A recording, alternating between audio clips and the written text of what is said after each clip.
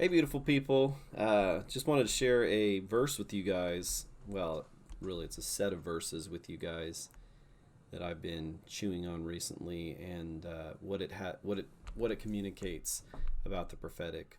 I think the prophetic is probably one of the most misunderstood portions of Christianity because it is, I don't know, it can be abused very, very easily, and it can be such a weird thing in some people's minds. And so I want to highlight something in this passage that I feel like helps demonstrate the heart of healthy prophecy, the heart of healthy words of knowledge, the heart of healthy supernatural operation. And it comes from John 1, right before chapter 2. It's kind of the chunk right before that. And it's about Jesus and Nathaniel. And I want to read the passage to you, and then I want to just talk about it a little bit. But there's this, let's go to actually chapter 1, verse 44. I'll just read it to you. It says, "Now Philip was from Bethsaida, the city of Andrew and Peter. Philip found Nathanael and said to them, 'We have found him of whom Moses in the law and also the prophets wrote, Jesus of Nazareth, son of Joseph.' Nathanael said to him, 'Can any good thing come out of Nazareth?' Philip said to him, 'Come and see.' Jesus saw Nathanael coming to him and said of him, 'Behold, an Israelite indeed, in whom there is no deceit.' Then Nathanael said to him, 'How do you know me?' Jesus answered and said to him, 'Before Philip called you, when you were under the fig tree, I saw you.' Nathanael answered him, 'Rabbi, you are the Son of God. You are the King of Israel.' Jesus answered and said to them, 'Because I said to you that I saw you under the fig tree, do you believe? You will see greater things than these.' And he said to him, 'Truly, truly, I say to you, you will see the heavens open and the angels of God ascending and descending on the Son of Man.'" What I love about this passage is that there is, it's so intimate. There's this point where whatever Jesus, when he communicated with Nathanael, Nathanael is led to say, "How do you know me?" Right? How do you know me? And that word for know is the word gnosko, which is a very intimate word. It's literally like to know somebody, even up to the point of like sexual intercourse. Like it is a deep knowing. And so Nathanael, whenever Jesus says to him, "Listen, before you were under, or before I saw you here, I saw you under the fig tree." So Jesus is saying, before I saw you here, I saw you in the spirit. You were under the fig tree. And there is like this, I can't think of a more intimate word of knowledge than this, that I know of in the Bible, a more intimate one.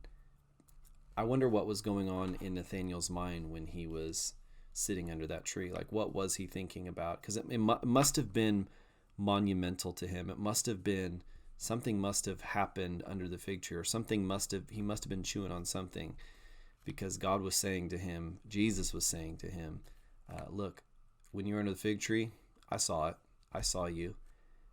And what he said to Nathanael, what Jesus said to Nathanael, led him. It cut him so deep. It went to the core of him so deep that he literally proclaimed, "Listen, you're the Son of God."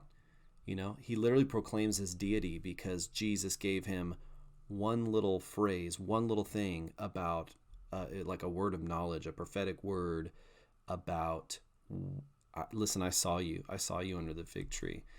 Jesus communicated to Nathanael, "Listen, when no one else saw you, I saw you." And I feel like the heart of real prophetic word of knowledge ministry, a good chunk of it is communicating God's heart to someone else. God's heart, God communicating through you to someone else, saying, "Listen, I see you."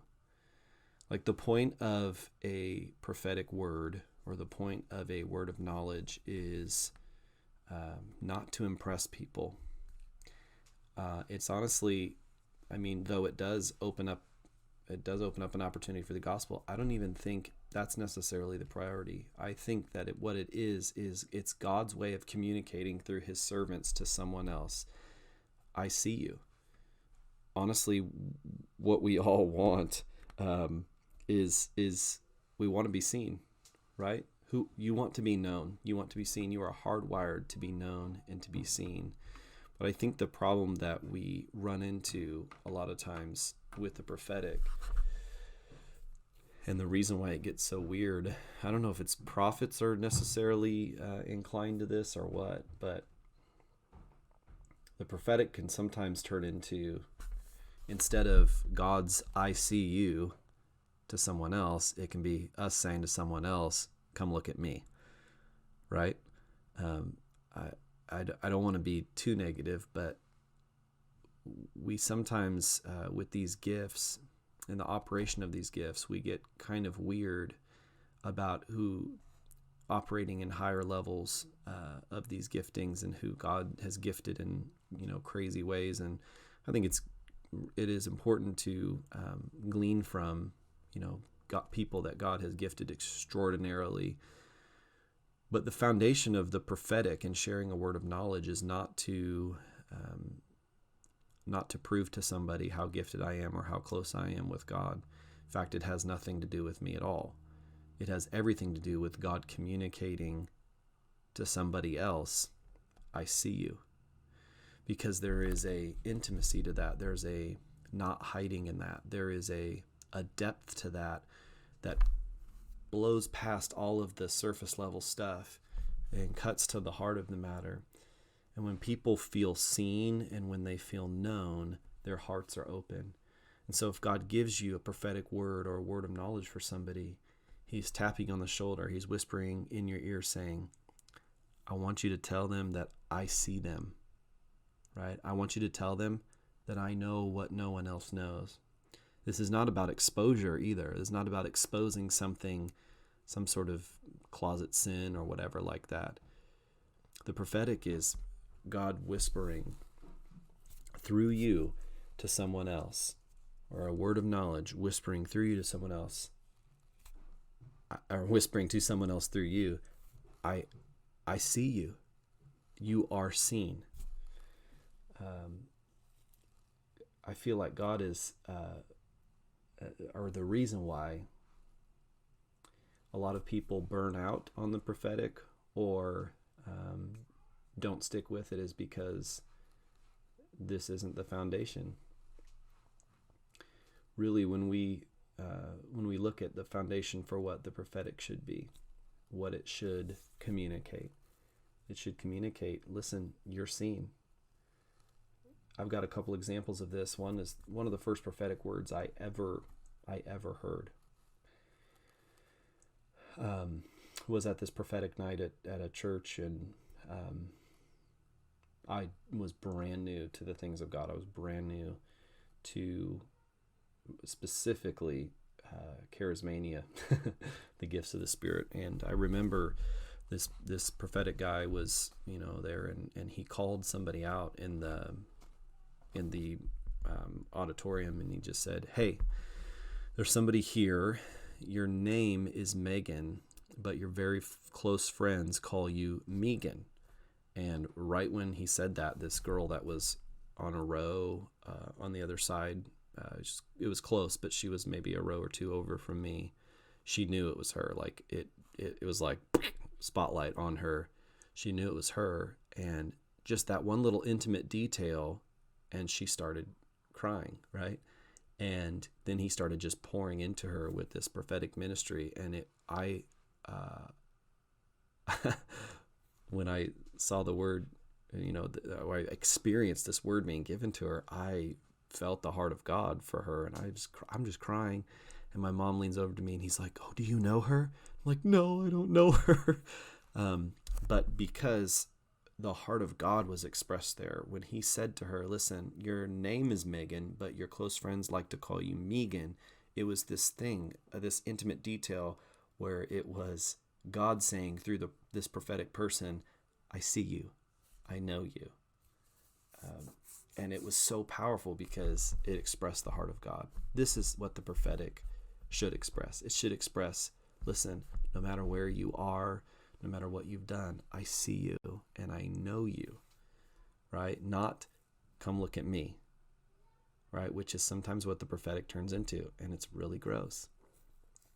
Another example is we had a friend in ministry school who